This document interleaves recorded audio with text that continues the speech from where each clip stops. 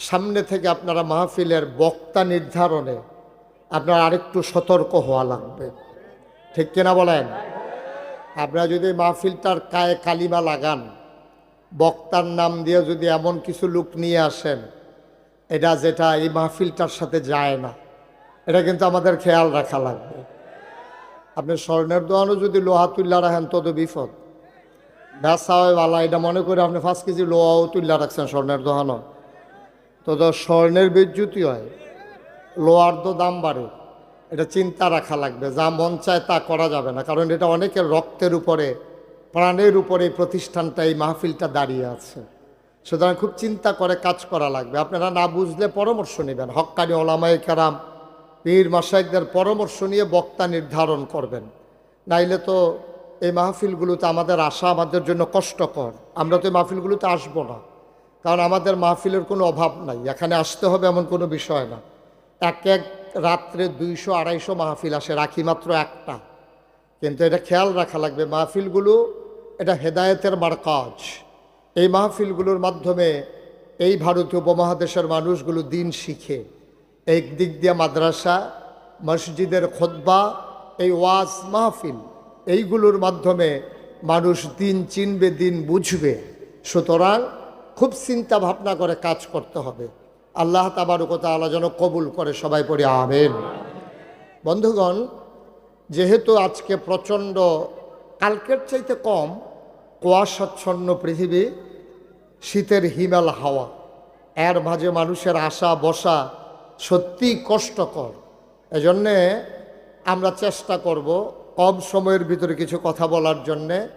শুরুতে আল্লাহর কাছে দয়া চাই, আপনাদের কাছে দোয়া চাই। আল্লাহ যেন আমার মুখ দিয়ে সেই কথাগুলো বের করে দেন যেগুলো আমার জন্য দরকার এবং আপনাদের জন্য দরকার। সবাই পড়েন আমিন। বন্ধুগণ, আল্লাহর খাস মেহেরবানি খুব খেয়াল রাখতে হবে। আল্লাহ তাবারক ওয়া তাআলা আমাদেরকে এই দুনিয়াতে মানুষ করে বানিয়েছেন। বানানোর পরে তিনি আমাদের উপাধি দিয়েছেন আশরাফুল মাখলুকা। কেন কথা বলা যাবে না বাবা? ছেলেরা, যে ছেলে, কথা বলা যাবে না, একটু সুযোগ করে দিতে হবে, একটু সুযোগ। 11 পিন পতন নিস্তব্ধতার মাঝে কথা হবে ইনশাআল্লাহ।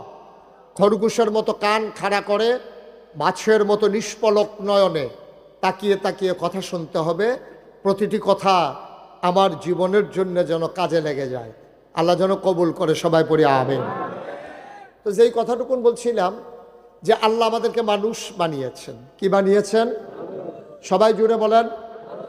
মঞ্চে যারা আছে মহিউদ্দিন ভাই সহ, তারা না কইলেও সারবো, কেন তারা যে বইয়া রয়েছে এটাই তো বেশি হিসাবে হোতাফান আর গিয়া বই রাখছেন আপনারা।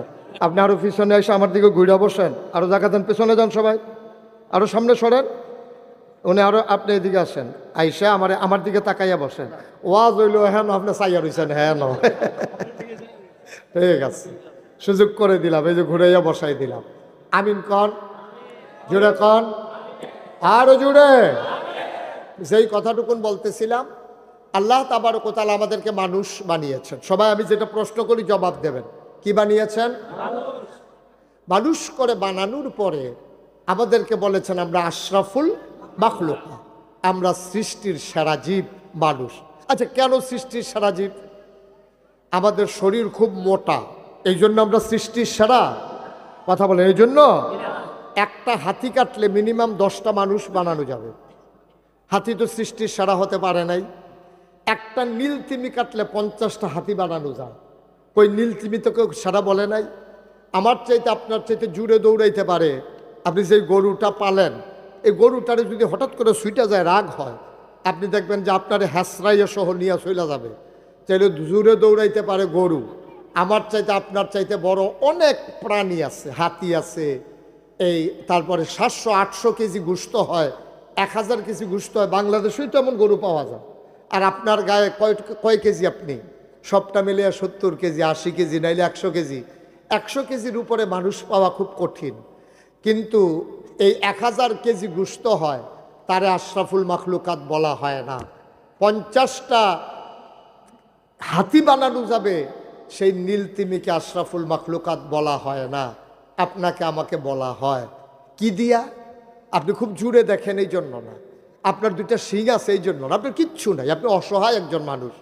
একটা ট্যাংরা মাছ আপনি তারে ধরতে গেলে তার আত্মরক্ষার্থে আল্লাহ 3টা কাঁটা দিছে। একটা শিং মাছ তারও 3টা কাঁটা আছে। একটা মুরগি সেও দেখবেন একটা ঠুকর দিতে আসে, সুবল মারতে আসে, ঠুকর দিতে আসে। একটা খাসি, গরু, সবার একটা না একটা আত্মরক্ষার জিনিস আছে, কিন্তু আপনার কিচ্ছু নেই। আপনি কেউ আপনারা মারতে আসলে আপনার নাড়ি বিঝারণ লাগে, আপনার শরীরের ভিতরে কোনো অস্ত্র শস্ত্র আল্লাহ ফিট করে দেন নাই, তারপরও আপনি আশরাফুল মাখলুকাত। সুবহানাল্লাহ বলবেন না? কেন আপনি আশরাফুল মাখলুকাত? রামচন্দ্রপুরের মানুষ, মুরাদনগরের মানুষ, পার্শ্ববর্তী বাঞ্ছারামপুরের মানুষ, আর এক পার্শ্বে হোমনার মানুষ, মন দিয়ে শোনো রে ভাই, মানুষ কেন আশরাফুল মাখলুকাত? তার চোখ 2টা বড়, এই জন্য আশরাফুল মাখলুকাত না। তার মাথাটা অনেক বড়, এই জন্য আশরাফুল মাখলুকাত না। তার দেহ অনেক বিশাল, এই জন্য আশরাফুল মাখলুকাত না। আশরাফুল মাখলুকাত মানুষ হয়েছে যেই জিনিস দিয়া, তার নাম হইল আকল। ঠিক কিনা? বিবেক, বিবেচনা, ভালো মন্দ বুঝার ক্ষমতা, এটা আল্লাহ মানুষকে দিয়েছেন, আর কাউকে আল্লাহ দেন নাই। এখন এই বিবেক দিয়া আপনি আশরাফুল মাখলুকাত হয়েছেন। এখন বিবেক যদি কাজে না লাগান, তাইলে মানুষে কি কয়, আপনার ফুতেরে দৈরা শুধু ফুতেরে আপনি গরুর লগে না ফাইরা আইয়া সেটা ফুতেরে দৈরা ফিটা শুরু করছেন ফাজুন দিয়া। আপনার মায় দৌড়াইয়া আইয়া সেটা তুই একটা গরু সব, তুই তাদের এটা কি শুরু করছ? মায় ফুতেরে গরু কইছে গেলে আপনি গরুর মতো কাম করছেন দেখা। ঠিক কিনা কম? সারে কয় তুই একটা গাধা হইস, কেড়ে তারে গাধা কয় কেড়ে, কারণ তে ফরা পারে না, তে ফরা পারছে না দিকে সারে তারে গাধা কইছে, মায়ের তারে গরু কইছে। তাইলে বোঝা গেল তুমি গরুর মতো কাম করছো দেখা তোমার মায়, তোমার নিজের মায়, যেই মায় ফেরো ধরছে, যেই মায় তোমার জন্ম দিছে, 2.5 বছর যেই মায় বুকের দুধ খাওয়াইছে, এই মায় তোমার গরু কয়, কারণ তুমি গরুর মতো কাম করছো, তুমি গাধার মতো কাম করছো। গাধার নাকি কোনো কিছু মনে থাকে না। তুমি যখন প্রতিদিন পড়া পারো না, স্যার তোমারে গাধা কয়। তাইলে যদি আশরাফুল মাখলুকাত হইতে হয়, 2টা হাত থাকলে, 2টা চোখ থাকলে, কান থাকলে, মুখ থাকলে আশরাফুল মাখলুকাত হওয়া যায় না। আশরাফুল মাখলুকাত হওয়ার জন্য প্রতিটা মানুষের বিবেক থাকা লাগবে। ঠিক কিনা? বিবেক কাজে লাগাইতে হবে। বিবেক যখন মানুষ কাজে লাগায় না, ক্ষমতা পাওয়ার পরে মন যা চায় তাই যখন করে, পৃথিবীর ইতিহাস আপনি পর্যালোচনা করে দেখেন, নানান সময় মৃত্যুর কারণে সরকারের বদল হয়, ভোটের মাধ্যমে সরকারের বদল হয়, আন্দোলনের মুখে সরকারের বদল হয়, কিন্তু সরকার বদলের পরে পুরো পৃথিবীর ইতিহাস আপনি পর্যালোচনা করে দেখেন, শিক্ষিত মানুষ যারা গুগলে সার্চ দিয়ে দেখেন, পৃথিবীর ইতিহাসে এই ঘটনা ঘটে নাই। গত 5ই আগস্ট বাংলাদেশে যে ঘটনা ঘটেছে, ঠিক কিনা বলে?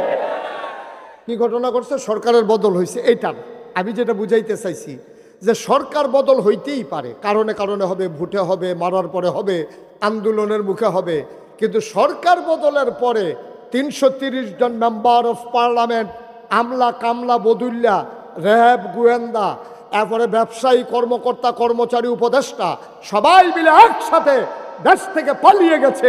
পৃথিবীর ইতিহাসে নাই। ঠিক কিনা? এটা পৃথিবীর ইতিহাসে বিরল, এটা পৃথিবীর ইতিহাসে বিরল। এটা বাংলাদেশে গোটা পৃথিবীর মানুষ নতুন করে দেখলো। সরকারের বদল হতেই পারে, আমি দেশ ছেড়ে চলে যাওয়া লাগবে কেমনে? কেন চলে যাওয়া লাগবে দেশ ছেড়ে? এই দেশ তো আমারও দেশ। আমরা কি বলি যারা আগের ক্ষমতায় ছিল তাদের কি দেশ না?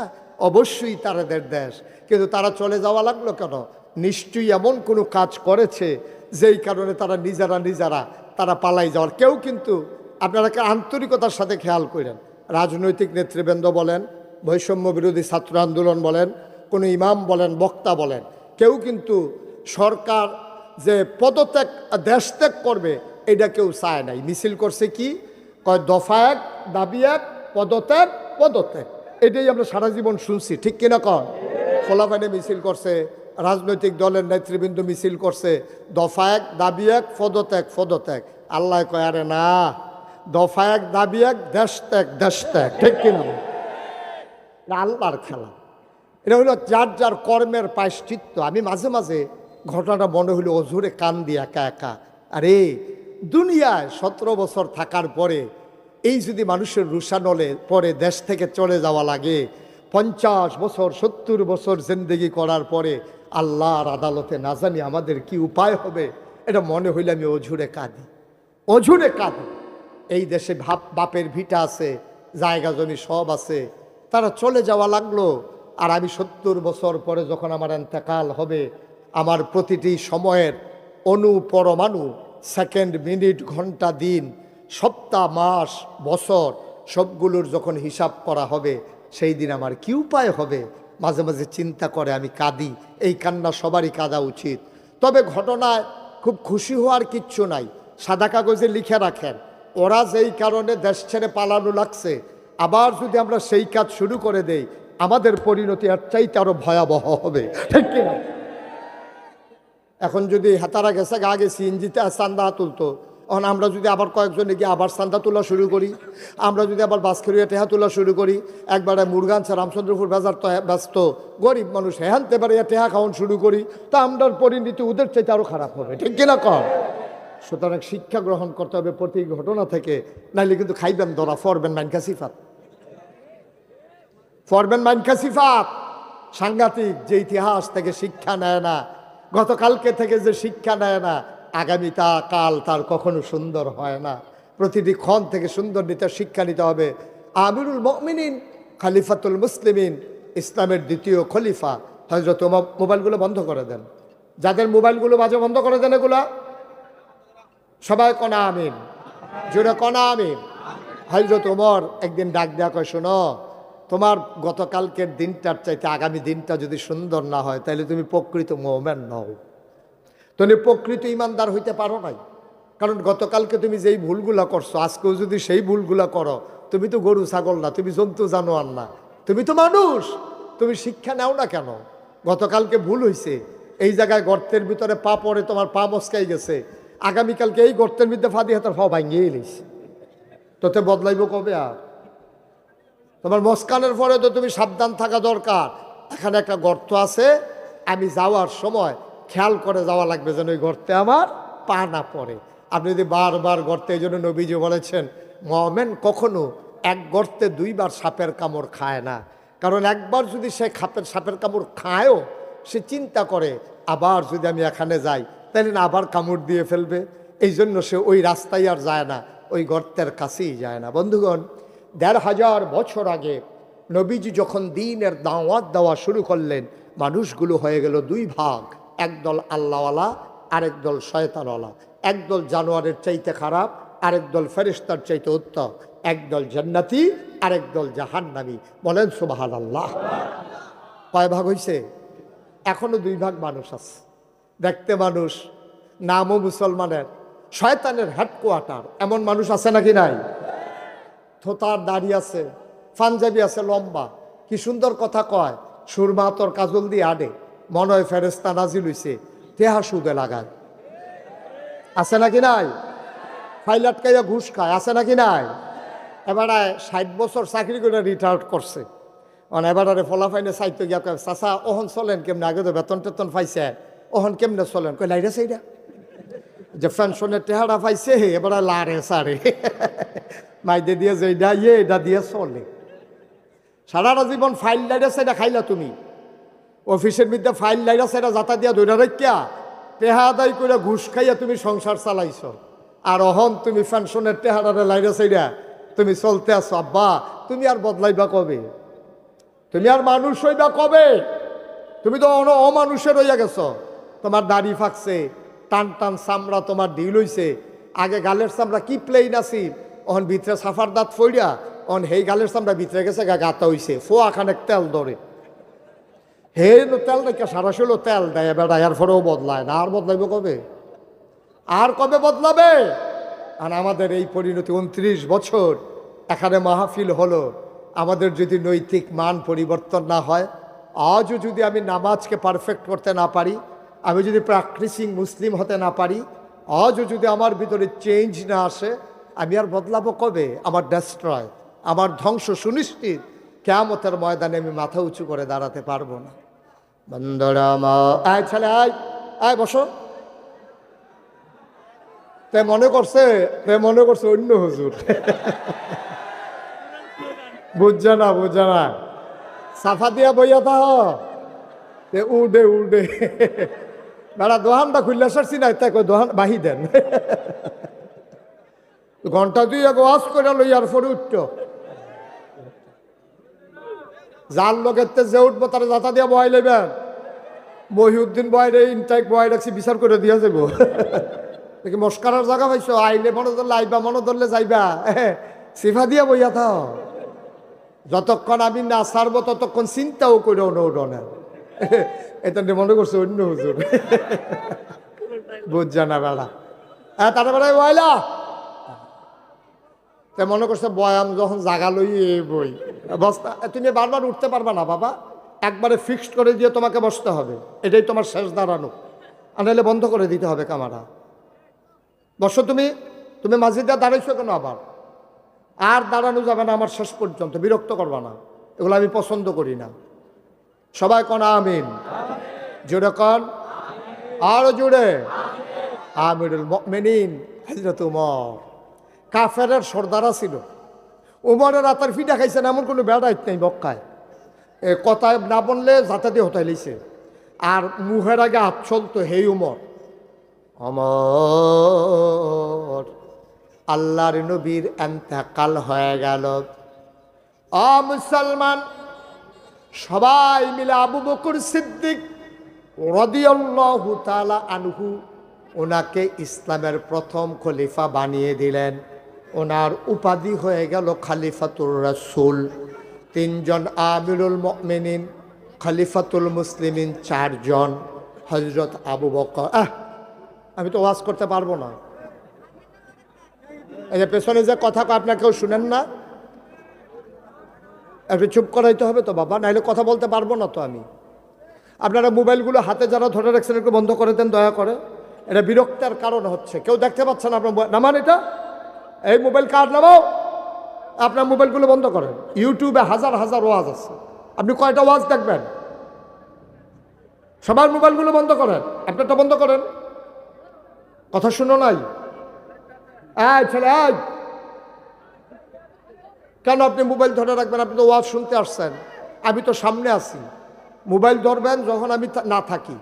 সারা জীবন তো ইউটিউবের ভিতরে দেখলাম, তো আর আমি বাড়ি শিখতাম ভিতরে চাইয়া থাকলে। এখন আমার সামনে থেকে আমার দিকে তাকাই থাকবেন। আমিন কন, জোরে কন। ওই তো না ওয়াজ মাইর খেয়ে এলিস, জোরে কন। আওয়াজ দিবেন বলিষ্ঠতার সাথে, সবাই কন মারহাবা। যেই কথাটুকুন বলছিলাম, চারজন।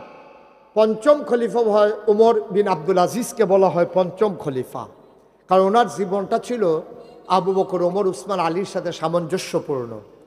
এই চারজন হল খলিফাতুল মুসলিমিন, আমিরুল মুমিনিন। এর ভিতরে প্রথম যিনি আবু বকর সিদ্দিক, ওনাকে বলা হয় খলিফাতুর রাসূল। ভাই আপনি তো এটা করে ওয়াজ শুনতে পারতেন, আপনি আমার দিকে চান একবার 50 বার চান, হেডার ভাই এটাতে বন্ধ করেন, বন্ধ করেন এটা। আপনি তো ওয়াজ শুনতে আসছেন, কি তামাশা শুরু করছেন আপনি? আমিন কর। যে কথাটুকুন বলতেছিলাম, তিনজন হইল খলিফাত আমিরুল মুমিনিন, আর একজন হইল খলিফাতুর রাসূল, বাকি তিনজন হইল খলিফাতুল মুসলিমিন, মুসলমানদের খলিফা। আর রাসূলের খলিফা মানে কি? রাসূল যাকে নির্ধারণ করে দিয়েছেন তিনি হলেন আবু বকর সিদ্দিক। সুবহানাল্লাহ বলবেন না? অসুস্থতায় তিনি যখন নুয়ে পড়লেন, আর দাঁড়িয়ে থাকতে পারছিলেন না, আল্লাহর নবী পিছনের কাতারে চলে আসলেন। তিনি বসে পড়লেন, আবু বকর সিদ্দিককে বললেন, যাও নামাজটা পড়াও। সবাই বুঝে গেছে নবীজি যখন থাকবেন না, নবীর অবর্তমানে যিনি দায়িত্ব পালন করবেন তিনি আর কেউ না, তিনি আবু বকর সিদ্দিক। বলেন সুবহানাল্লাহ। আবু বকর সিদ্দিকেরও এন্তেকাল হয়ে গেল। এবার সবাই মিলে তালাশ করতেছে হযরত উমর বিন খাত্তাবকে। খাত্তাবের বেটা উমর, সবাই মিলে তালাশ করে, উনি কই? ওনারে খুঁজে পাওয়া যায় না, গেল কই গেল কই। সবাই মিলে ওমর রাদিয়াল্লাহু তাআলা আনহুর বাড়িতে গেলেন, দেখে দরজা বন্ধ করে ফুফাইয়া ফুফাইয়া কান্দে। সবাই কয় আপনি কান্দেন কেন? নবীজি নাই, আবু বকর নাই, এখন কে দায়িত্ব পালন করবে? আপনি চলে আসেন। আবার ওমর কান্দে আর কয় আমি তো এই ভয়টাই পাইছিলাম, কারণ আমি তো খলিফা হতে চাই না। কারণ আমি যদি শাসন ক্ষমতা নেই, আমার আমলে ফুরাত নদীর তীরে একটা কুকুর যদি না খেয়ে মারা যায়, আল্লাহ যদি ডাক দেয়া কয় ওমর রে, ওমর তোর আমলে একটা কুকুর কেন না খেয়ে মারা গেল, জবাব দে। সেই দিন আমি কি জবাব দেব? এই ভয়ে আমি আর তোমাদের সামনে যেতে চাই না, আমার খলিফার দরকার নাই। এটার নাম হইল ইসলাম। দায়িত্ব দিতে চাইলেও দায়িত্ব নিতে চায় না। আর বাংলাদেশের ব্যতিক্রম, নির্বাচনের খবর নাই, তা গাছের ভিতরটা হাতলারে, ঠিক কিনা কর? শুভেচ্ছা, ঈদুল আজহার শুভেচ্ছা, তে গাছ উইটা আতলারতে আছে। আরেকবার সিটাগাং রামচন্দ্রপুর নামছে, এই গাছের তলি দিয়া যাইতে লইয়া এবার আন্দার কিছু ফর, এবারে দেখে যে কারা জানি মাথার উপরে আতলারে। ওমা গো কইয়াছিলেন যে লুলমুল সাইডা দিছে, বেহুশ হইয়া ফুটে রয়েছে। দারোয়ান মারোয়ান দৌড়াইয়া আইয়া দেহে, এবারে দাঁত খিলকি দিয়ে উঠে লেগেছে গা, এই সাইডে দিয়ে লুলমুল সাইডা দিছে, লড়ে না। ফানি ডানি ডাইল্লা হুশ করছে। পরে কয় কি তো ভাই, আপনি কত এখান দিয়ে আইয়েন যান, আপনি আটকা বেহুশ হয়েছেন গেরে? কয় কারা জানি গাছ উইটা আতলারে। দারোয়ানে কয় আমরা দি সারাটা বছর এখনো দায়িত্ব পালন করি, কোনো সময় দেখলাম আপনি কই দেখলেন গাছ উইটা চাই আইনছেন গাছের তলে নিচে? পরে কখনো তো আতলারে চাইয়া দে টর্চ লাইট ছিপ দিয়া উফরে ফেল চাইয়া দে তে আতলারে নির্বাচন করবো। বড় বড় নির্বাচনের খবর না, তুই হ্যাঁ ওইটা আপনার কিন্তু তুই ঠিক কিনা কও? আহারে খালি খালি ফদফদবি পাইতো, খালি ফদফদবি পাইতো। বাজার কমিটি হইছে, হেতে এই কমিটি ঢুকতে পারছে না দেখা, হেতে গিয়ে সেটা কয় ভাই এটা বাজার কমিটি হইছে না। কয় কিতা? তোরা বাজার একটা কমিটি সারে, আলগা আলগা বাজার কমিটি করো না কেন? কয় কেমনে? কয় বাঁশ বেতার লেগা করো, এই তরকারি বাজার করো, মাছ বাজার করো। এরপরে গিয়াতে ঢুকছে, তার শান্তি নাই ডুহনের আগ পর্যন্ত। খালি নেতা হইত। আমরা দেশে যদি খালি কইতো কারা কারা নেতা হইবে, তো এটা কর্মীতে বেশি নেতা পাওয়া গেল, ঠিক কিনা কও? আর হজরত উমরের মতো মানুষ আবু বকরের আন্তাকালের পরে ফলাই গেছে, বাজ্যা গেছে। আমার লাগতো না, এই নেতাগিরি লাগতো না ভাইও। আমার ডর করে কিয়ামতের ময়দানে আল্লাহ যদি একটা কুত্তা আমি উমরের শাসন আমলে যদি না খাইয়া মারা যায়, আর কুত্তারা যদি আমার নামে বিচার দেয়, সেদিন আমি কি জবাব দেব? এই বই আমি ঘরের ভিতরে ঢুকিয়া কানতে আসি। অর্ধেকটা পৃথিবীর প্রেসিডেন্ট, একটা মিষ্টি কুমড়ারে তুমি সমান সমান কূপ দিয়া কাটলে অর্ধেকটা যেরকম, পুরা পৃথিবীটাকে তুমি দুই টুকরা করলে অর্ধেকটার প্রেসিডেন্ট ছিল ওমর। 33 লক্ষ স্থলভাগের প্রেসিডেন্ট ছিল ওমর, জলভাগ সহ অর্ধেকটা পৃথিবী তিনি প্রেসিডেন্ট ছিলেন। তিনি অর্ধ পৃথিবীর প্রেসিডেন্ট, তিনি আমিরুল মুমিনিন, তিনি খলিফাতুল মুসলিমিন, জান্নাতের সুসংবাদপ্রাপ্ত দ্বিতীয় মানুষ। নবীজি একদিন ডাক দেয়া বসে, ওমর রে, আনা খাতামুন নবিয়্যিন লা নবিয়্যা বাদি, আমি হলাম সর্বশেষ নবী, আমার পরে নবী নাই রে। ওমর, আমার পরে যদি নবীর দরজা খোলা থাকতো তাহলে তুই উমর নবী হইতি। সুবহানাল্লাহ বলবেন না? এই উমরের মতো মানুষে খলিফা বানাইলেই মানুষে দৌড়া এলাকা ওরা বাগ্যা রয়েছে, আর আমরা তারা খালি উহি মারে। আমি আমি তো খালি কুতুর ফরে ফুটে উকি মারে, বস বই তো পারে না, টেবিলে খেয়ে যাবো। কারণ লাভ আছে তো, লাভ আছে, খেয়ে গেলে লাভ আছে। কারণ আমরা বাংলাদেশে দেখেছি স্বয়ং প্রধানমন্ত্রী অসংখ্য সোশ্যাল মিডিয়া, প্রিন্ট মিডিয়ার সামনে বলেছে ওনার পিয়ন নাকি 400 কোটি টাকার মালিক। তো এইরকম অন গেলে তো যদি টিন বাজারে টিন বাজবো কিন্তু আলমগীরে, আলমগীর টিন বাজনের দরকার কি? তারপরে সেলিমে কুদ্দুসে সকলে দোকানদারি হালাই দিয়ে তো রাজনীতিকরণ দরকার। 400 কোটি আলমগীরে কয় বছরে টিন বেচে হাতে 400 কোটি টাকার মালিক হইব?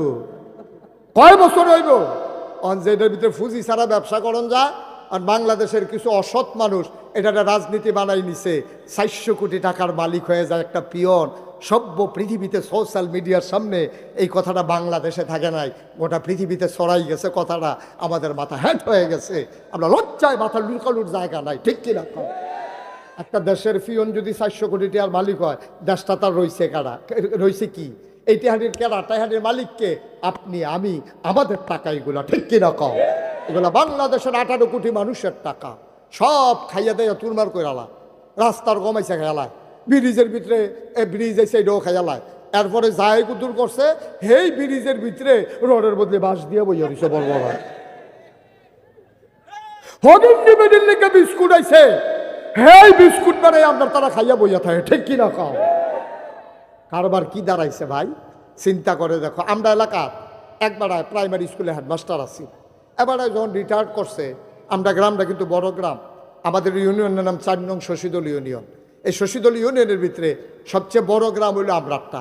এই আমরা গ্রামের ভিতরে ভোটার বেশি, কিন্তু এবার তারা হগলে মিল্লা গ্রামের মুরব্বীরা, আমরা তখন শুডু লেখাপড়া করি, মুরব্বীরা মিল্লা হগলে বুদ্ধি করছে, আবার যেমন আমরা গ্রাম চেয়ারম্যানই আনাম, যেবারে চেয়ারম্যান দাঁড় করে ভাবারে হত্যা ঘুমায়, আর হগলে মিল্লা গ্রামও মিটিং করতেছে, প্রাইমারি স্কুলের মাঠও মিটিং টিটিং সিদ্ধান্ত করে হয়েছে যে এবারে যেহেতু প্রাইমারি স্কুলে হেডমাস্টার আছিল, এবারে শিক্ষিত মানুষ, এবারে চেয়ারম্যান হইলে ভালো হইব।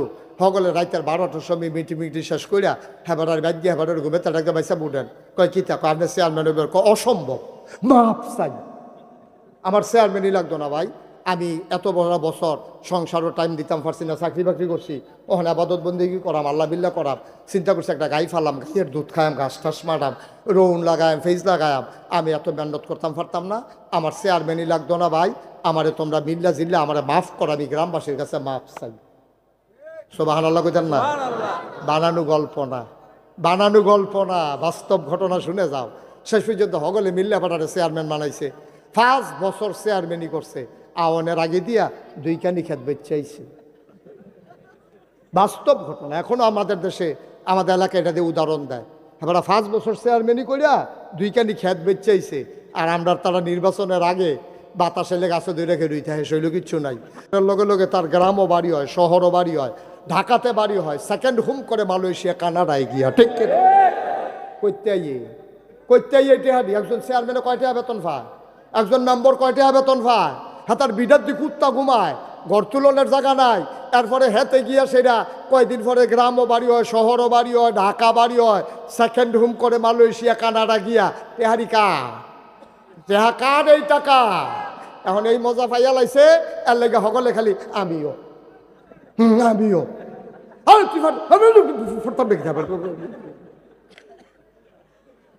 ভাই কদুর চিন্তা করেন, কদুর চিন্তা করে, হাসির জিনিস না, একটু চিন্তা করেন। উমরের মতো মানুষ, উমরের মতো মানুষ দুনিয়ায় থাকতে জান্নাতের সুসংবাদ পাইছে, দাঁড়ায় দায়িত্ব নিতে চায় না, ঘর দরজা বন্ধ করে কান্দে। এরপরে শুনো না কারবার আরও আছে তো ঘটনা, এরপরে একটা টের পাইবা কি কারবার যাইতে আছে, আর যে একটা সেরা বেড়া ছুটে যাবো গজ্জা সিফা দিয়া বইও হগলে, হগলবেলা আইনা না একটা ফেস লাগাই দিয়া যায়, গিয়া ভালো যা করে মার হাবা কয় না রে। আবার হগলে মিয়াল্লা নিয়া খলিফা বানাইছে। এবার আর শাসন আমলে বিদেশ থেকে কিছু কাপড় আইছে, কি হয়েছে না কথা কয় না, সকলে কইতেন না, এবার কয় কি তা কাপড় তো কাপড়, আর লেগে কয় না কি চাইছো, কথা কইতেন না, কি চাইছে কইতেন না, কি আইছে কাপড় আইছে। পরে এবার এই হযরত ওমর তালিকা করছে, প্রাপ্তবয়স্ক সকল মানুষের তালিকা করো।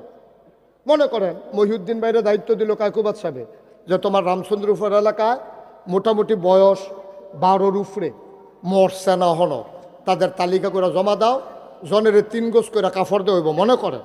মানে এবার তালিকা দিছে, হযরত ওমরের তালিকা কেমন করেন করলাম, এখন তালিকা করছে, পরে সবাই 1 টুকরা করে কাপড় পাইছে।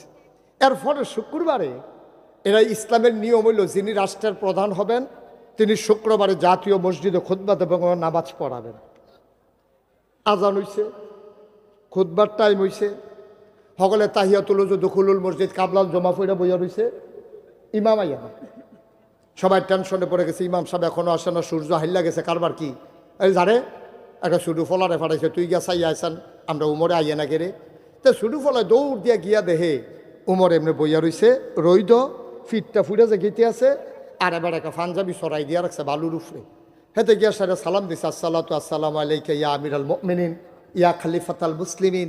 উমর আপনাকে সালাম, সবাই তো আমারে ফাটাইছে, আপনি মসজিদে যান না করে নামাজের দিন টাইম জেগেতে আছে। ওমরে মুস্কি হাসি দেখো, ওয়ালাইকুম আসসালাম বাবা, তুমি গিয়া বলো আমি আসতেছি। পাঞ্জাবিটা যে ধুইয়া দিছিলাম আটকা, এটা শুকাইতে একটু দেরি হয়েছে, আমি মনে করছি পাঞ্জাবিটা বালাই, গাও দিতাম গিয়া দিই ময়লা হইয়া রয়েছে কিছু, এখন জমার দিন পাঞ্জাবিটা ময়লা পাঞ্জাবি গাও দিয়া ভাল লাগছে না, এর লেগে ধুইয়া দিছি, শুকাইতে একটু দেরি হইতেছে, আমি আইতে আসি, তুমি গিয়া কও শুকাই গেছে, আমি গাও দিয়ে আইতে সব ভালো লাগতেন না। তাইলে বোঝা গেল ওমরের পাঞ্জাবি 10-12টা, কথা কয় না তো, কয়টা কয়টা? অর্ধ পৃথিবীর প্রেসিডেন্ট পাঞ্জাবি কয়টা রে? কি বুঝলা, কি বুঝলা সলিমুদ্দি কলিমুদ্দি? তোমার পাঞ্জাবি ফিন্ডা শেষ করতে পারো না, তোমার জিয়ার জামাই বানাই দেয়, ফুতে বানাই দেয়, শালায় বানাই দেয়, হোর বাইতে পাইছ, হুদা পাঞ্জাবি আর পাঞ্জাবি। অর্ধ পৃথিবীর প্রেসিডেন্ট উমরের পাঞ্জাবি কয়টা? হযরত ওমর আবার পাঞ্জাবি গায়ে দিয়া মসজিদ নববীর বারান্দায় আসলেন, জোর একটা সালাম দিলেন, আসসালামু আলাইকুম। সবাই কয় ওয়ালাইকুম আসসালাম। দরজা ফাঁকা হয়ে গেল, দরজা থেকে মিম্বার পর্যন্ত একটা রাস্তা হয়ে গেল। ওমর মাথা নিচু করে হাঁটলেন, মেহের মিম্বারে গিয়ে উঠলেন। যেই 3টা সিঁড়িতে বৈশা খুতবা দেয়, এটারে কয় মিম্বার, আর ইমামের যে বেশতি জায়গাটা এটারে কয় মেহরাব। হযরত ওমর মিম্বারে উঠে আবার সালাম দিলেন, আসসালামু আলাইকুম ওয়া রাহমাতুল্লাহ। সবাই বলে ওয়ালাইকুম আসসালাম ওয়া রাহমাতুল্লাহ। ওমর এবার খুতবা দেওয়া শুরু করলেন, আউযু বিল্লাহি মিনাশ শাইতানির রাজিম, বিসমিল্লাহির রহমানির রহিম। এতটুকুন পড়েছেন, পেছন থেকে একটা যুবক দাঁড়িয়ে গেছে, খাপ থেকে তরবারি বের করে ওমরের দিকে উঁচু করে ধরছে, ধরে কই আমিরুল মুমিনিন। ও ওমর তাকায়া দেখেন আমার হাতেইটা কি? কয় তরবারি। কয় কিছুদিন আগে আপনি সবাইকে এক টুকরা করে কাপড় বন্টন করেছেন, নিশ্চয়ই আপনিও এক টুকরা পেয়েছেন। আমরা সবাই নতুন কাপড়ের পাঞ্জাবি বানাইছি, আপনার পাঞ্জাবি দেখি নেসফে সাক, হাঁটুর নিচে নেমে গেছে এক বিগত। আহা, হাঁটুর নিচে নেমে গেছে এক বিগত, আর আমাদের পাঞ্জাবিগুলো হাঁটুর নিচে নামাইতে পারলাম না। আপনার পাঞ্জাবি এত লম্বা হইল কেমনে? আমার পাঞ্জাবি দিয়ে তো লম্বা হয় না। আমরা সবাই পাঞ্জাবি বানাইলাম, কারো পাঞ্জাবি এত লম্বা নাই, আপনার পাঞ্জাবি এত লম্বা হইল কেমনে? ওমর মাথা নিচু করে আছেন, ওমর জবাব দেয় না। যুবক ডাক দেয়া কয়, ওমর পাঞ্জাবি লম্বা হইছে কেমনে? নিশ্চয়ই আপনি কাপড় চুরি করেছেন, নিশ্চয়ই আপনি ক্ষমতা দেখাইয়া কাপড় বেশি নিছেন, নাইলে পাঞ্জাবিটা তো লম্বা হওয়ার কথা না। আপনি আগে জবাব দেবেন পাঞ্জাবি লম্বা হইল কেমনে, তারপরে খুতবা দেবেন। জবাব দিতে না পারলে আমরা মদিনার মুসলমান কেউ আপনার খুতবা শুনব না। সুবহানাল্লাহ বলবেন না? বাবা এটা নামাও, কয়বার বলছি, বিরক্ত করো কেন? ছেলে, কেন আপনার পাঞ্জাবি লম্বা হইল? জবাব দেবেন, তারপরে খুতবা দেবেন। অর্ধ পৃথিবীর প্রেসিডেন্টের সামনে দাঁড়াইয়া যুবক তরবারি খুলে ফেলছে। এটা যেমন তেমন উমর না, যে উমর দেখলে শয়তান পর্যন্ত দৌড় দেয়, হুদা দৌড় দেয় না। শয়তান যখন শুনছে দক্ষিণ বাজারও উমরে আইতে আছে, উত্তর বাজার দিয়া শয়তানে দৌড় দিয়া একেবারে আপনার বানসারামপুরের দিকে দিছে দৌড়। হুদা দৌড় দেয় না, দৌড় দেয় আর কয় আইয়ে রে। হে উমরের সামনে তরবারি খুললে সামনে খেলা মনে করছে, কিরম কলজা ফোলার। ওমর কয়, বাবা চুপ মেরে গেলেন। ওমর কথা কয় না। যুবক কয়, আগে জবাব দেবেন তারপরে খুতবা দেবেন। ওমরের বড় ছেলে নাম হইল আব্দুল্লাহ ইবনে ওমর। তিনি দাঁড়াইয়া ডাক দিয়া কয়, ভাইয়ারা জবাব কি আব্বায় দেওয়া লাগবে না, আমি দিলেও চলবে? আমাদের জবাবের দরকার, কে দিল এটা দেখার বিষয় না, জবাব পাইলে আমরা খুশি হয়ে যাব। আব্দুল্লাহ ইবনে ওমর কয়, আমার আব্বা কাপড় চুরি করে নাই, ক্ষমতা দেখাই আমার আব্বা কাপড়ও বেশি নেয় নাই। শুনো শুনো শুনো, কয়েকদিন আগের ঘটনা শোনো। আমার ছোট ভাই বোনগুলা ফিন্নি খাওয়ার জন্য আম্মার কাছে আবদার করছে। আম্মাই কয়, তোর আব্বা এলে কমু, বাচ্চাটি কানতে কানতে আমার ছোটো ভাইয়েরা বোনেরা না খাইয়া ঘুমাই গেছে, ফিন্নি খাবেই খাবে। ওমর যখন ঘরে গেলেন, ওমরের বিবি ডাক দেয়া কয়, ও স্বামী আমার, বাচ্চাগুলা ফিন্নি খেতে চায়, আপনি একটু অনুমতি দিলে রাষ্ট্রীয় কোষাগার থেকে সামান্য একটু অনুদান বাড়াই দিলে সিন্নি রান্না করতে পারি। ওমর কয়, বাচ্চাগুলা কই? কয় ঘুমাই গেছে। কই উঠাও। বাচ্চাগুলাকে ডেকে উঠানো হলো। বাবা ঘরে আসছে, বাচ্চাগুলা আনন্দে অতিশয্যে চিৎকার করতেছে। ওমর কাছে ডাইকা সবাইকে লান ধরে দাঁড়ালেন। কয়, শুনলাম তোমরা নাকি ফিন্নি খেতে চাও। কয়, জি আব্বা, আমরা অনেক দিন হয় ফিন্নি খাই না। উমর চোখের পানি ছেড়ে দিয়ে কয়, অবশ্যই তোমরা ফিন্নি খাবা যেই দিন মদিনার প্রতিটি মানুষ ফিন্নি খাবে। সবাই যেই দিন ফিন্নি খাবে ওই দিন তোমরাও ফিন্নি খাবা, কোনো চিন্তার দরকার নাই। বাচ্চারা বুঝে ফেলছে এই কপালে বোধহয় আর ফিন্নি নাই, সবাইরে দেওয়াও যাবে না, আমরাও খাইতে পারবো না।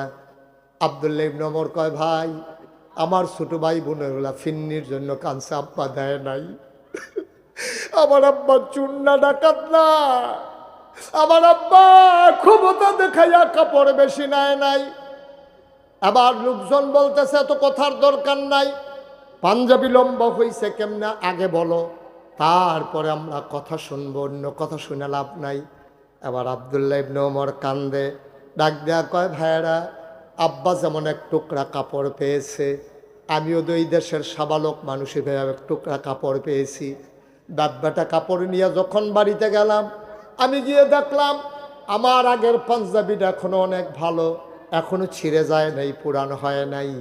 আমি আব্বাকে বললাম, আব্বা, ও আব্বা, এই বছর নমুনা খারাপ, প্রথমেই যেমনি শৈত্যপ্রবাহ শুরু হইতেছে, দেশে বোধহয় আরও কড়া শীত পড়বে, আপনি একটা লম্বা করে আব্বা পাঞ্জাবি বানান, আমার টুকরা কাপড়টাও আপনারে দিয়ে দিলাম, আপনি দুইটা কাপড় জোড়া লাগাইয়া একটা লম্বা পাঞ্জাবি বানান। ভাইয়েরা, ও মদিনার মুসলমানেরা, আমার আব্বা কাপড় চুরি করে নাই, আমার আব্বা ক্ষমতা দেখাইয়া কাপড় নেয় নাই, আমার টুকরা কাপড় আব্বারে দেওয়ার কারণে দুই টুকরা কাপড় জোড়া লাগাইয়া আব্বায় পাঞ্জাবি বানাইছে, এই জন্য পাঞ্জাবি লম্বা হইছে, নাইলে লম্বা হওয়ার কোনো সুযোগ ছিল না। সবাই কয় আলহামদুলিল্লাহ, আমরা জবাব পেয়ে গেছি। ওমর, আপনি খুতবা পড়েন। ওমর কয়, সম্ভব, আমি তো খুতবা পড়বো না, আমারও কথা আছে, আমারও কথা আছে। যেই যুবকটা আমারে প্রশ্ন করছিল সে কই? যুবক হাত উঠাইয়া কয়, লাব্বাইকি আমিরুল মুমিনিন, এই যে আমি। কয়, তুমি সামনে আসো। সবাই ভয় পেয়ে গেছে, মনে করেছে উমর বোধহয় রাগান্বিত মাইন্ড করেছে, নিশ্চয়ই যুবককে শাস্তি দেবে। সবাই রাস্তা খুলে দিলেন, পিনপতন, নিস্তব্ধতা, কোনো শব্দ নাই, আওয়াজ নাই। হযরত ওমর তাকিয়ে দেখলেন যুবকটা আসতেছে, তিনি আস্তে করে মিম্বার থেকে নামলেন, কাছাকাছি আসার পরে হাত দুইটা বাড়াই দিলেন, যুবক লাগ দিয়ে ওমরের বুকের ভিতরে পড়ে গেলেন, শক্ত করে উমরকে ধরেছে, ওমর যুবককে ধরেছে, যুবকও কান্দে, ওমরও কান্দে।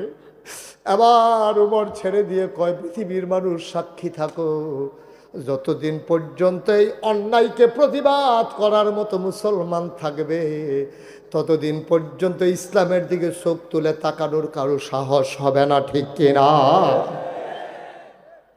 আজকে সাদাকে সাদা বলার মতো মানুষের বড় অভাব, কালোকে কালো বলার মতো মানুষের বড় অভাব, পানিকে পানি বলার মতো মানুষের বড় অভাব, তৈলকে তৈল বলার মতো মানুষের বড় অভাব, ন্যায়কে ন্যায় বলা, অন্যায়কে অন্যায় বলা। যতদিন পর্যন্ত বাংলার 18 কোটি মানুষ কালোকে কালো বলতে পারবে না, সাদাকে সাদা বলতে পারবে না, ন্যায়কে ন্যায় বলতে পারবে না, অন্যায়কে অন্যায় বলতে পারবে না, খোদার কসম এই বাংলাদেশে শান্তি আসতে পারে না, ঠিক কিনা বলে? কি হবে ওয়াজ দিয়া কন? কি হবে ওয়াজ দিয়া? আমরা যে ওয়াজ করি, আমার ওয়াজের বয়স তো 33 বছর হয়েছে। কয়দিন আগে না মনে হয় মালিক মেম্বর দুলাল মিয়া তারা বইয়া থেকে যে আমার ওয়াজ করাইছে, আমার মনে হয় এখনো চোখে ভাসে, কয়দিন আগের কথা। কিন্তু দেখতে দেখতে 33 বছর হয়ে গেছে, ওয়াজ দইতে আছে। এই মাহফিলের বয়স হচ্ছে 29 বছর। ওয়াজ কি আর হাতে যায়? ওয়াজ শেষ হইলে এখনো বইয়ে বইয়া কান্দে, নাগাইশের হুজুরে যে কথাটি কইল রে, আরে কলজাত গিয়া লাগে রে, বাড়ি গিয়া সেরা কয় হুজুররা কত কথাই কইব, সব হুন্ডা ফারা যাইতো না, বিড়িটা দে। বিড়ি ডালো, বিড়ি ডালো। এবারে বিড়ি টানতে আছে আর দমার লোকে ওয়াজ উঠতে আছে। ওয়াজ উইটা দমার লোকে গিয়ে বিশ্বাস জাগিয়ে আছে। ওয়াজ দেখানো হাফ প্যান্ট। ওয়াজ তো আমরা গ্রহণ করি না, ওয়াজ শুনি কিন্তু কাজে লাগাই না, ঠিক কিনা কও? আমার কথাটি অক্ষর অক্ষরে মিলাই দেখেন, অক্ষর অক্ষরে মিলাই দেখেন। আব্বা আপনি থাকবেন না তো দুনিয়া, কি রঙের ঘোড়া দৌড়াইতে আছে? আমি থাকবো, মহিউদ্দিন ভাই থাকবে, কি হবে ফুলার মালা দিয়া? তোমরা সবাই মিললে ওনার জন্য বড় একটা ফুলের মালাই না গোলাপ দিলা, উনি মরার পরে গিয়া যদি দেখে কবরে জোতার মালা, এই ফুলের মালার কি দাম? সবাই মিললে ওনারে টিটকারি মেরে মস্কারা কইরা তোমরা সমাজ থেকে বের করে দিয়েছ, উনি কবরে গিয়া যদি দেখে ফুলের মালা, তাহলে কপাল খুলে গেছে, ঠিক কিনা? এই বাংলাদেশে ক্ষমতায় যাইতে পারলে মানুষ রাস্তার মুড়ে বাচ্চাগুলারে দাঁড় করাই দেয়। নেতা আসবে, মন্ত্রী আসবে, এমপি আসবে, ছোট ছোট বাচ্চাগুলা রাস্তায় দাঁড়াইয়া দাঁড়ায় নিশান লাড়ে, মাইয়া ফানগুলা রাস্তায় দাঁড়াইয়া দাঁড়াইয়া পতাকা লাড়ে। এই লাড়তে লাড়তে তাইয়ে লইয়া ফুইয়া গেছে গা বেহুশ হইয়া, ফানি টানি ডাইল্লা আবার খেলা করাই দিছে। নেতা আসবে দিনের 10টায়, আসছে বিকাল 4টায়। এই সারাটা দিন বাচ্চা কাচ্চাগুলারে দাঁড় করাই রাখলা। ভাই মনে রাখবা, কিয়ামতের ময়দানে তার জন্য জবাব দিতে হবে, ঠিক কিনা? কেনাই বুঝাই, কে বুঝে? আমরা তো কথা কইতে আছি, আগেও তো কইছি, অহনও কইতে আছি, কথা শুনে না তো। যার যেমনি যদি কথা শুনতো তাহলে আজকে এই অবস্থা হয় না তো। কথা শুনতে হবে। আমি আপনার শত্রু না, আমি কোনো এখনো নির্বাচন করতাম আইছি না। আমার কথা বলতেই হবে, আপনারও কথা শুনতে হবে। আপনি কথা শুনলেই লাভ, না শুনলেই লস। লস আমি দেওয়া লাগবে না, আপনার আচরণে আপনি লস হবে, ঠিক কিনা কও? কথা শুনলে আপনার লাভ, না শুনলে আপনার লস। দেখেন না এখন যে উমরে নিজের পাঞ্জাবির হিসাব দেওয়ান লাগে, আরেকবার পাঞ্জাবির হিসাব লইতে এবার কোনো কষ্ট আছে? কথা না, কষ্ট আছে? আমি নিজে যদি অন্যায় না করি তা আমার চোখের সামনে তুমি অন্যায় করবা কেমনে? তোমার আমি সাইডা দিয়ে রাহা। আমি প্রেসিডেন্ট হইয়া যদি টেহা না মারি, তুমি দপ্তরে হইয়া নাইট গার্ড হইয়া টেহা মারা দিবা, বেড়া হতো। যে স্কুলের হেডমাস্টার সৎ, এই স্কুলের প্রতিটি কর্মচারী সৎ, ঠিক কিনা কও? এখন উমরে কিরকম সৎ, এ কষ্ট হইতেছে, সাইডা দেওয়ান দরকার। আর কয়েক মিনিট বসো, সাইডা দিতে আসছি। আমিন কর, জোরে কর, আরো জোরে। ও মুসলমান মন দিয়ে শোনো রে ভাই, পরের কথা সারা পৃথিবীতে ছড়াই গেছে, কোনো কাছে আর গোপন নাই, সবাই জেনে ফেলছে। এই ঘরটার ভিতরে শুধু সুখ আর সুখ, এই দেশটার ভিতরে শুধু শান্তি আর শান্তি। এক বেড়ি কাফেরের দেশও খানা নাই। ওমরের কথা শুনছে মদিনায় নাকি আর আমার ছেলে, এই যে লোকটারে বসন্ত, বসো বাবা, বসো তুমি একটু। এটা আপনার দেশের বদ অভ্যাস। মসজিদে দেখবেন একবারে কাশ দিলে কাশ উঠে না, এরপরে দেখবেন সকলে একটা হরুড়ি কাশ দেওয়া শুরু করে। এই বাফিলের খাদ্য তো এরকম একজনে যদি উঠতে পারে দেখবেন বাহি তারও উঠা শুরু করে, ঠিক কিনা কর? প্রথমটারে উঠতে দিলে পরেরটাতে উঠবই, তেতে উঠলে আমার দুষ্কি, এই কথা কইয়া আবার উঠতে লাগবে। দয়া করে একটা লোক উঠেন না, শেষ পর্যন্ত বসেন। এখন মদিনায় যখন এই শান্তি আর সুখ, কুত্তায় না খাইয়া থাকে না, বাঘে বসে এক গাঢ় পানি খায়, বুড়া বেরিয়েতে নাকে ফুল, কানে দুল, গলাত মালা, আতবালা, স্বর্ণ মুদ্রালয় কোনায় 4টা জায়গায় ফিরা চাউন না নাই।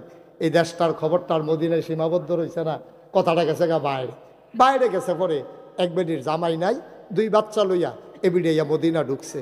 হযরত ওমর তিনি মাঝ রাতে হাঁটে আর ঘুরে, ঘুরতে ঘুরতে চলে গেলেন বর্ডার বেল্টে, সীমান্ত এলাকায়। তিনি ওখানে গিয়ে দেখলেন দূরে কোথায় যেন একটা 2টা বাচ্চার কান্নার আওয়াজ শোনা যায়। কেউ জাগনা নাই, পাখিগুলো আপন নিরে ঘুমিয়ে পড়েছে, গরুগুলো গোয়াল ঘরে ঘুমায়, প্রিয়তম স্বামী প্রিয়তমা স্ত্রীকে নিয়ে ঘুমায়, ছোট্ট শিশু মায়ের বুকে মুখ রেখে ঘুমায়, কেউ জাগনা নাই। মুসলমান ওমর হাঁটে, হাতের ভিতর একটা চামড়ার চাবুক। ওমর হাঁটতেছেন আর কান পেতে শুনতেছেন 2টা বাচ্চার কান্নার আওয়াজ শোনা যায়। তিনি আওয়াজটা খেয়াল করলেন কোন দিকে, দিলেন দৌড়। দৌড়ে দৌড়ে দৌড়ে দৌড়ে কাছাকাছি যাওয়ার পরে দেখলেন একটা তাঁবু, তাঁবুর ভিতরে মিটি মিটি আলো জ্বলতে আছে, তাঁবুটা চতুর্দিক দিয়া ছিঁড়া। ওমর আস্তে করে তাঁবুর কিনারে গেলেন, গিয়া দেখে 2টা ছোট বাচ্চা উপর হইয়া শুইয়া, পেট মাটিত লাগাইয়া বাচ্চাগুলা কান্দে আর ডাক দেয়া কয় আম্মা, ও আম্মা, আজকে সকালবেলা মুসলমানের দেশে ঢুকেছো, তুমি বলেছো মুসলমানের দেশে খাবারের অভাব নাই, এই বুঝি তোমার মুসলমানের দেশ? সকালে আসলাম, দুপুর হলো, কেউ খবর নিল গো আম্মা, দুপুর থেকে সন্ধ্যা হলো, কেউ খবর নিল না, মাঝরাত হয়ে গেল গো আম্মা, মাঝরাত হয়ে গেল, এখনো কেউ খবর নিল না, কিসের মুসলমানের দেশ তোমার? ওমর পাশে দাঁড়াইয়া দাঁড়াইয়া শুনতেছে, ওমরের কলিজায় আর মানে না, তিনি দিলেন দৌড়, দৌড়ে দৌড়ে দৌড়ে দৌড়ে তিনি চলে গেলেন রাষ্ট্রীয় কোষাগারে, গোডাউনের সামনে। দারোয়ানকে ডাক দিলেন, বাবা উঠো। দারোয়ান লাফ দিয়ে উঠল। ওমর বললেন, কি দেখলাম রে? তাড়াতাড়ি কর, একটা বস্তার ভিতরে কিছু আটা ঢুকা। আহা, উঠবেনি যদি চলেই যাবে তো আসছিলেন কেন আপনি মাহফিলে? একটু বসেন, একটু বসেন, ক্ষতি করেন না। মাহফিলটা বছরে একবার করে দো, কালকার পরে মাহফিল যখন শেষ হইব, আপনি যদি সারা রাতাই আরো বইয়া থাহে, কোনো হুজুরে ওয়াজ করতে আইতো না তো। আপনি যখন যাইতেছেন গা হাসতে হাসতে, আপনি তো বুঝতেছেন না কি ক্ষতিটা করতে আসছেন, কি ক্ষতিটা আপনি করতেছেন, আপনি বুঝেন নাই তো। একটু ধৈর্য ধরে বসেন। আবার উমর, কথা মনে আছে তো নাকি? হযরত উমর, আমরা তো এখনো পরীক্ষার ভিতরে ঢুকলাম না। আমরা তো একটা পরীক্ষা দেন, পরীক্ষা দিয়ে আমরা পারফেক্ট হওয়া, যেন বলতে পারি যে আল্লাহ পরীক্ষায় পাশ করছি, তুমি আমাদেরকে জান্নাত দিয়ে দাও। এই পরীক্ষা শুরুর আগে আপনারা উড়ি শুরু করছেন। কথা তো একটা মনে পড়ছে, এটা কি কইলে তা কইয়ে এলাই? ওই হাতে পরীক্ষার হলো গিয়া বইয়া বইয়া কাফে, কাফে যে ফ্লোর হইলো ফাঁকা, বেঞ্চ হইলো কাঠে, তো কাঠের বেঞ্চ বইয়া ফাঁকার উপরে যদি কাফে, তো একটা ঠোঁটঠড়ি আওয়াজ হইনিও, এ ঠেরঠেরি আওয়াজ হইতে আছে, তাই কাঁপতে আছে। হেডমাস্টার স্যারে আওয়াজ হইনা দৌড়াইয়া সেই রুমও গিয়া দেহেতে কাফে, বেঞ্চটা বেড়ে কাঁপতে আছে। সরকারিটা কি, তুমি এরকম শুরু করছো কেন? কি শুরু করছি স্যার? কে যে কাঁপতে আসো? কই জিরা স্যার, কাফি না স্যার। কই দেখি কাফের আওয়াজ শুনে আমি আইলাম, তুমি কাফো না? কই জিরা স্যার, কাফি না। তা কাফা থামানের লেগিয়া সামনের বেঞ্চ হাত দিয়া বইছে, ওখান বইন্ডারও কাফে, দরুইন্ডারও কাফে। সরকারি এটা কিতা? তুমি তো কাঁপতে কাঁপতে ফুরে যাবে। জিরা স্যার, কাফি না স্যার। কোথায় এটা কিতা? তুমি যে কাঁপতে আসো? স্যার না, কাফা নেই স্যার। কয় কাফা শুরু করবা কমলা? কয় স্যার কাফা শুরু হইব কতক্ষণ পরে না। কয় কোন সময়? কয় প্রশ্নটা এত দিলে না দেখবেন কাফা কারে কয়। আমি তখন তোমরা প্রশ্ন দিলাম না, তোমরা ডরে উঠতে গেলে কখন কেমন হইব? বসো। আমরা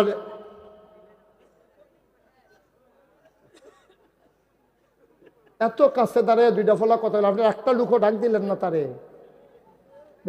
এত জোরে কথা কয় না, এই কথাটাও কইতে পারছেন না কেউ? আহা, আমিন কর। এই যে আমি কইতে আছি তারা উঠতে আছে, তো কখনো ওয়াজ না করুন, কখনো তো দোয়া দিয়া দেই, মোনাজাত করে দেব, একটু সুযোগ দেন। আমিন কর। উমর ওই গুডাউনের কাছে গিয়া কর্মচারী তাড়াতাড়ি বস্তাটা আনাবো। শেষ রাত, বস্তায় আটা ঢোকানো হলো, বলল সবজি দাও, সবজি দেওয়া হলো, বলল পাকা খেজুর দাও, দেওয়া হলো, বস্তার মুখ বেঁধে দেওয়া হলো। দুইজন কর্মচারী দৌড়ে আইসা কয়, ইয়া আমিরাল মুমিনিন, কোথায় যাওয়া লাগবে? আপনি সামনে সামনে যান, বস্তা নিয়ে আমরা আসতেছি।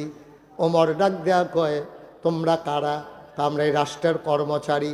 কয় তোমাদেরকে আমি ডাকছি নাকি? কয় ডাকা লাগবে কেন?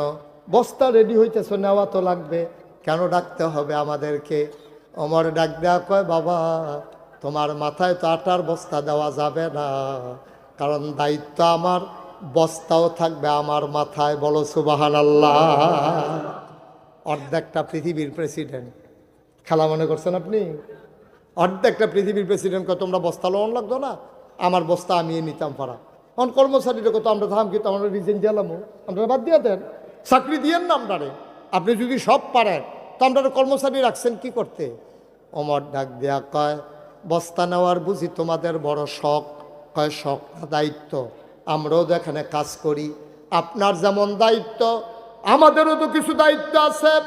ওমর কয়, বস্তা আমি দিতে পারি তার মাথায়, কিয়ামতের ময়দানে আমার যখন একটা গোনার বস্তা হবে, আমি ওমরের যখন গোনার বস্তা হবে, আমি শুনেছি যার যার গোনার সে নিয়ে উঠবে।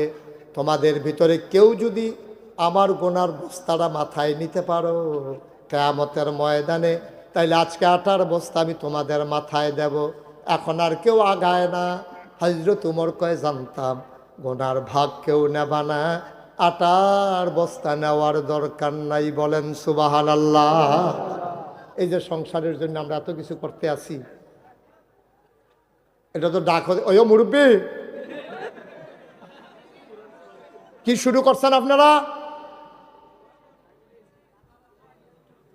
একটু সুযোগ আমিন কর, জুড়ে কন, আরো জুড়ে। আপনি যে এত করতেছেন এই সংসারটার লাগিয়া, আজকে বাড়িতে গিয়ে আজকে এখন তো সবাই বাড়িতে যাবে, বাড়িতে গিয়ে নিজের বউয়েরও কইবে, নাগাইশের ফিসা বুজুরে কইছে তোমার জিগাইতাম, আমি তো নানানভাবে কষ্ট করে টেহা কামাই করি, সবজি তো আর হালাল কামাই করতাম পারি না, কিছু হারামও দইয়া জিজ্ঞা, তুমি বাঘ নিবানি। এবিডি কইব আমি বাঘ নেম গীতা। আপনি যখন বিয়া করছেন তখন তো হেই কথা লেখকে বিয়া করছেন, ভরণ পোষণ সব কিছুর যায় জিম্মা আপনার। আপনি কি হালালতে দিবেন না হারামতে দিবেন, এটা আপনার ব্যাপার। আমি আপনার গোনার বাঘ নেম গীতা, আমার যে গোন ইয়ে রয়েছে হেই দিয়ে আমি বাঘ লইয়ে উঠতাম ফারামনি, আমি তো হেই চিন্তায় আছি। আপনি তো কন জিয়ের লিগা ফুতের লিগা বউয়ের লিগা আপনি মেহনত করে হালাল হারাম নাই কামাই করতে আছেন। আব্বা আপনার গোনার ভাগ আপনার মেয়েও নেবে না, আপনার ছেলেও নেবে না, আপনার স্ত্রীও নেবে না, ঠিক কিনা কম? কার লাগিয়ে মেহনত করতে আসেন? নিজে খাইতে কয়টা লাগে? কোনো মতে কয় হুজুর এইটা একটা লাইন গাট না করে দিয়া যায় কেমনে? এটার দায়িত্ব আপনার না। আপনি যে দূর ফারেন রাখা যাবেন, আপনি ওখানে ফাঁস করাই দিয়া যাবেন, 4 ফুটের 4 বিটাত ঘর তুললে দিয়া যাবেন, এর দূর সামর্থ্য আপনাকে আল্লাহ নাও দিতে পারে। আপনি এটা একটা মাতাল করে এই যে বড় করে দিয়ে গেছেন, এইটাই মাতাল করা। আপনার আব্বাই আপনার কি দিয়া গেছে, আমার আব্বাই আমার কি দিয়া গেছে, আমরা চলতাছি না হন। আপনারা ফুটেও আপনি মরে যাইয়া দেখবেন ভালো চলবো, আপনি টেনশন করেন না, ভালো চলবো। আপনি হারাম পথে কামাই করে ফুটাইতে এস্টাবলিশ করে দিয়ে যাওয়ার কোনো দরকার নেই, কোনো দরকার নেই। আপনার স্ত্রীর দায়িত্ব নেবে না, আপনার সন্তান দায়িত্ব নেবে না, আপনার গোনার দায়িত্ব আপনাকেই নিতে হবে। উমর এবার বস্তা মাথাত লইছে, সব আনার দেন না? তখন তিনি অর্ধ পৃথিবীর প্রেসিডেন্ট। বস্তা মাথাত লয়ে যখন দৌড় দিছে, আকাশের চাঁদরা লজ্জা পাইয়া মেঘের আড়ালে লুকাই গেছে। আরে এটা কি দেখলাম, আরে এটা কি দেখলাম? ওমরের মতো বুড়া মানুষটা এই বস্তা লয়ে দৌড়াইতে আছে। ফেরেশতারা ডাক দেয়া কয় মাওলা এটা কি মানুষ বানাইছো, আজব মানুষ, নিজে বস্তা লইয়া দৌড়ায়। ওমর দৌড়তে দৌড়তে দৌড়তে দৌড়তে ঘামতে ঘামতে একেবারে মহিলার দরের দরজায় গিয়ে দাঁড়ালেন, সালাম দিলেন, আসসালামু আলাইকুম। ভেতর থেকে মহিলা কয় ওয়ালাইকুম আসসালাম রাহমাতুল্লাহ। কে রে, কে দরজায় দাঁড়িয়ে সালাম দেয়? ওমর ডাক দেখো আম্মা, ও আম্মা, আম্মা, আম্মা গো, ও আম্মা, আমি উমর, আমি আমারে চিনবেন না? উমর পরিচয় দেয় নাই। আম্মা দরজা খুলে দেন। মহিলা ডাক দেয়া কয় কে আমার আম্মা ডাকে? আমি কিসের মা? আমার জন্ম দেওয়া ছেলেদেরকে আমি 3 দিন হয় খাবার দিতে পারি না, আমি কিসের মা? আমার আর কেউ মা ডাইকো না। ও বাবা, নিশ্চয়ই তুমি মরুভূমির পথিক, কোনো একটা দরজায় গিয়া দেখো কেউ সাহায্য করতে পারে কিনা। আমি কিচ্ছু পারবো না রে বাবা, আমার বাচ্চারাই নিজেরা না খাইয়া ঘুমাই গেছে, আমার বিরক্ত কইরো না, তুমি অন্য দরজায় যাও। মহিলার ওমর ডাক দেখো আম্মা দরজা খুলে দেখো কে দাঁড়িয়ে আছে। মহিলা দরজা খুলে দিলেন। ওমর ডাক দেখো আম্মা, তুমি আমার চিনবা না গো আম্মা, পাশেই আমার বাড়ি, আমি শুনেছি তোমার ছেলেরা 3 দিন ধরে খায় না, আম্মা অনুমতি দাও ঘরের ভেতরে আসি। মহিলা বললেন ভেতরে আসো। বললেন আম্মা ধরে বস্তাটা নামাও। ওমর বস্তা ধরে, মহিলা বস্তা ধরে নামালেন। ওমর কয় আম্মা এই বস্তার ভিতরে আটা আছে, আপনি তাড়াতাড়ি কয়টা রুটি বানান। ওমর কয় ওমা আগুন টানা জ্বলা ছিল, নিভে গেছে দেখি। আম্মা সমস্যা নাই, আপনি তাড়াতাড়ি কয়টা রুটি বানান গো আম্মা, আমি এই ফাঁকে ফু দিয়ে আগুন ধরাই দে।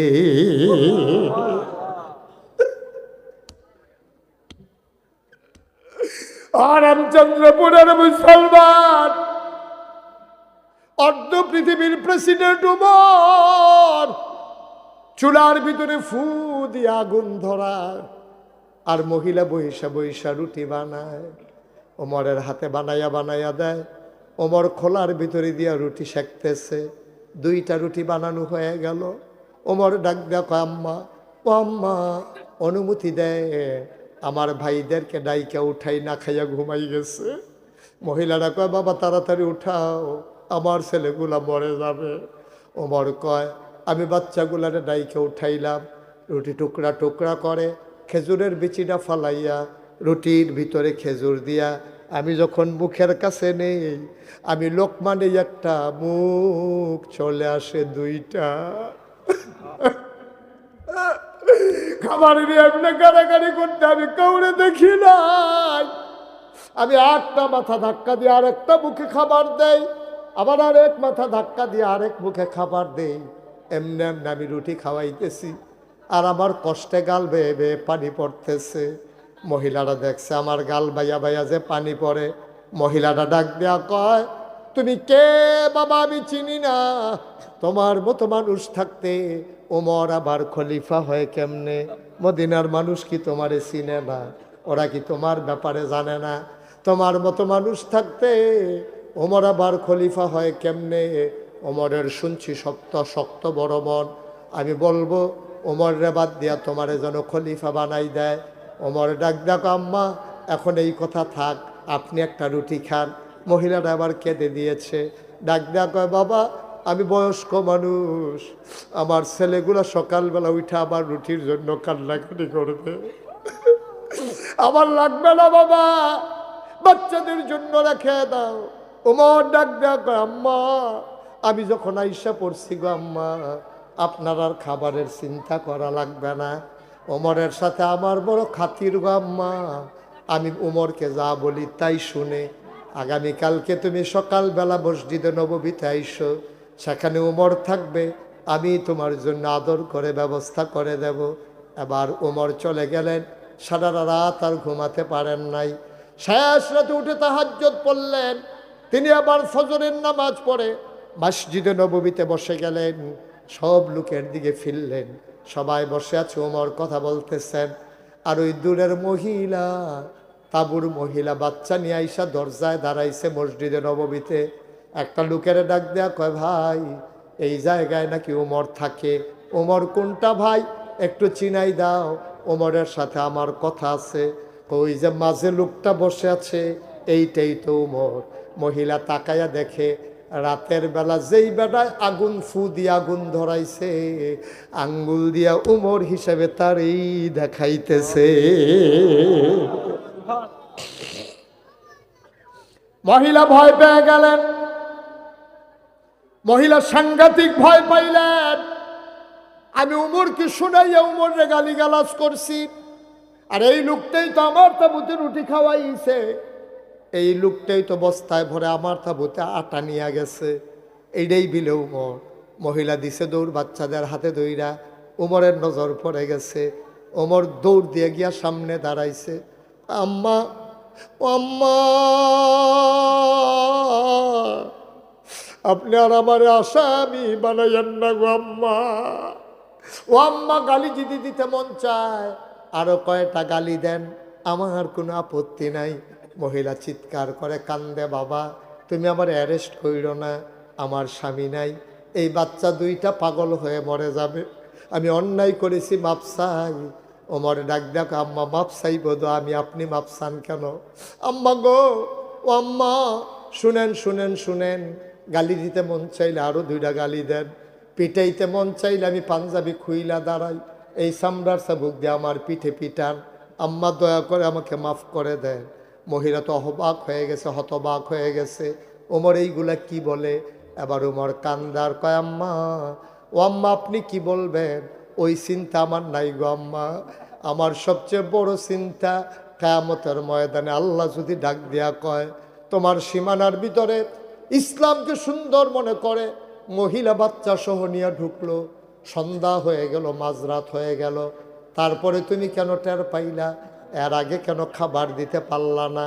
সেই দিন আম্মা কি জবাব দেব আমি? আমার কোনো জবাব নাই, দয়া করে আপনি আমাকে মাফ করে দেন। আম্মা আম্মা আপনি আমারে মাফ করে দেন, আমারে আল্লাহ আপনি কিয়ামতের ময়দানে আল্লাহর আদালতে আপনি আমারে আসামি বানাইয়েন না। ও মুসলমান, মুশতাক ফয়েজ যদি কোনোদিন না আসে, কোনোদিন যদি তোমাদেরকে না ডাকে, মনে রাখবা আমি এসেছিলাম, মনে রাখবা কথা কয়টা বলে গেলাম। দুনিয়া থাকার জায়গা না রে আব্বা, দুনিয়ায় থাকতে পারবা না।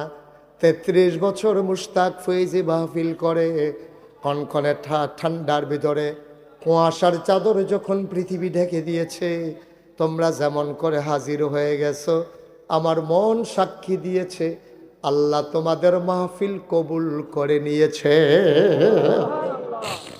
একটা মানুষ চলে যাইও না, উঠে যাইও না। এই কবুল হওয়া মাহফিলটাতে সবাই মিলে তওবা করব। যা গুনাহ করে ফেললাম, করেই তো ফেললাম। ঘুমাইলে যদি না উঠো তাইলে পরকাল, উঠলে না সকাল। তুমি ঘুমানোর পরে যদি উঠো তাইলে তোমার সকাল, আর যদি না উঠো তাইলে তোমার পরকাল। আমি যদি আমার আল্লাহ যদি আমারে কয় মুশতাক ফৈজি তুমি তো নাগাইশের ফিসাব, তোমার বিচার তুমি করো, আমি বলবো মাপ চাই। আমার বিচার আমি করলে আমি নিজের জাহান্নাম ছাড়া কিছুই দিতে পারবো না।